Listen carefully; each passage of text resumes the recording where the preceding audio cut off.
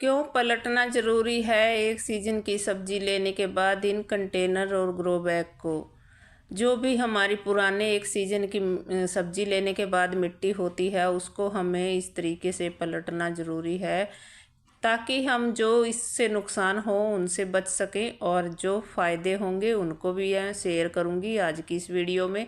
तो मैं हूं अमरजीत और आप देख रहे हो मेरा ये छोटा सा किचन गार्डन। छिपकली निकल कर भागी है, देखिए। आज ये थोड़ा सा काम करवा रहे हैं, सुबह सुबह ही मैंने इनको बुलवाया कि थोड़ा सा इधर उधर रखवाना है सामान, क्योंकि जो हम अभी मौसम बदल रहा है और जिन पौधों को फुल सनलाइट चाहिए, जैसे कि बैंगन को पूरे दिन की धूप चाहिए, तो इनको मैं धूप में रखवा रही हूँ। और कुछ ऐसी सब्जियां हैं जिनको मंकी नहीं खाते हैं उनको बाहर, और जो जिनको खाते हैं ये उनको अंदर रखवा दिया है। तो यहाँ पे जगह खाली पड़ी थी, सफाई करके यहाँ ये कंटेनर लगा दिए हैं, इनमें मैं कुछ लगाऊंगी।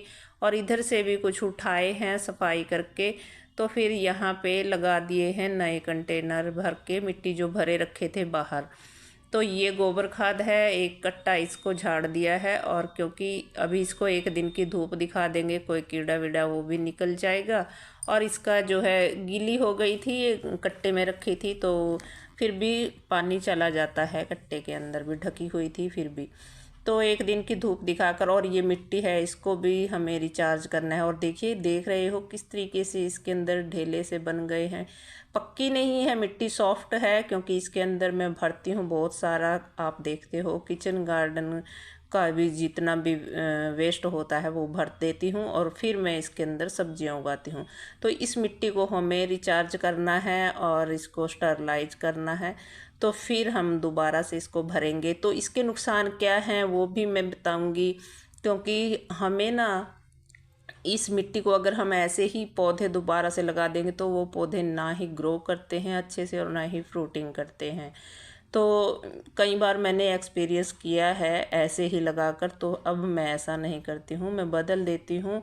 जो अभी थोड़े दिन का पहले का भरा हुआ है कंटेनर क्यारी, तो उसको नहीं बदलते हैं, लेकिन एक सीजन 6 महीने हो जाएं जिसको, तो फिर उसे हमें बदल देना चाहिए। या कोई बड़ी क्यारी है जिसको हम बदल नहीं सकते हैं, उसकी मिट्टी को हमें अलट पलट करके सुखाना चाहिए अंदर ही, और खाली करके उसको कुछ दिन के लिए छोड़ देना चाहिए, ताकि मिट्टी में जो है जान बन जाए और जो कीड़े मकोड़े हैं वो भी मर जाएं। और ऊपर से फिर जो उसके अंदर हमें सामान मिलाने हैं वो मिला करके फिर उसको अच्छे से हमें दोबारा उसके अंदर पौधे लगाने चाहिए, सब्जियां जो भी हम लगा रहे हैं। तो फिर यहाँ देख रहे हो मैं बांध रही हूँ ये जाल, क्योंकि ये ना यहाँ से मंकी आने का डर हो गया है मुझे, क्योंकि यहाँ गैप सा ज़्यादा हो गया है, कुछ ढीली सी हो गई, कुछ बेलों ने इधर उधर खींच ली। और कुछ अभी अंदर जब मैंने यहाँ पे बैंगन के पौधे रखवा दिए हैं, तो बैंगन के पौधों पर लग गए हैं बैंगन, और वो हो गए हैं इतने बड़े कि मंकी को दूर से नज़र आने लग गए हैं। तो ऐसा ना हो कि मैं उनकी देख रेख करती रहूं और मंकी पहले की तरह ऐसे ही खाते रहें। तो यहाँ से घुसने का उनका रास्ता बंद कर रही हूँ, ताकि वो यहाँ से भी अंदर ना आ सके। तो यहाँ मैं नीचे भी एक दो रस्सी और लगाऊंगी, ताकि ये जो गैप है इसको मैं नेट से बनाकर तो कवर कर दूँ, ताकि वो अंदर ना आ सके। तो वैसे तो देखिए, एक साइड और थी, वहाँ भी हमने कंटेनर लगा दिए हैं। तो अभी कर रहे हैं, देखते हैं, आगे आपको शेयर करूँगी जैसा भी होगा। तो उसके बाद हम मिट्टी की बात कर रहे थे, तो मिट्टी को हमें धूप दिखानी ही ज़रूरी होती है, स्टरलाइज हो जाती है एक तो मिट्टी। कोई ऐसे कीटाणु होते हैं जो पौधों के लिए नुकसानदायक होते हैं, वो भी निकल जाते हैं। और देखिए मेरे हाथ में, देखिए आप, कितनी लंबी लंबी जड़ें, इसके अंदर तोरी की बेल थी, और ये जड़ें देखिए कितनी बड़ी बड़ी निकल आती हैं, ये बेलों की जड़ें हैं जो नीचे फैलती हैं। तो फिर इनकी ना इस जड़ को अगर हम नहीं उठाते हैं या ऐसे ही हम इनके अंदर पौधे लगा दें, तो दोबारा दूसरे पौधे की जड़ को तो फैलने में जगह ही नहीं मिलेगी, ये ही जड़ें पनपती रहेंगी अंदर ही, और ये ना सूखती हैं। फिर चाहे ऊपर से हम पौधे को काट दें बेल को, और ये अंदर रह जाएंगी, तो भी ये मिट्टी के अंदर बनी रहती हैं। दूसरी जड़ों जो हम पौधा लगाएंगे उसकी जड़ को पनपने का ये जगह नहीं दे पाती हैं। तो फिर इसलिए हमें इनको निकालना ही होता है। देखिए मिट्टी को हम धूप दिखा देंगे और ये जब ये झड़ जाएंगी मिट्टी में से, अभी तो ये गीली है लेकिन मैं इसमें से शाम को सारी जड़ें निकाल दूंगी।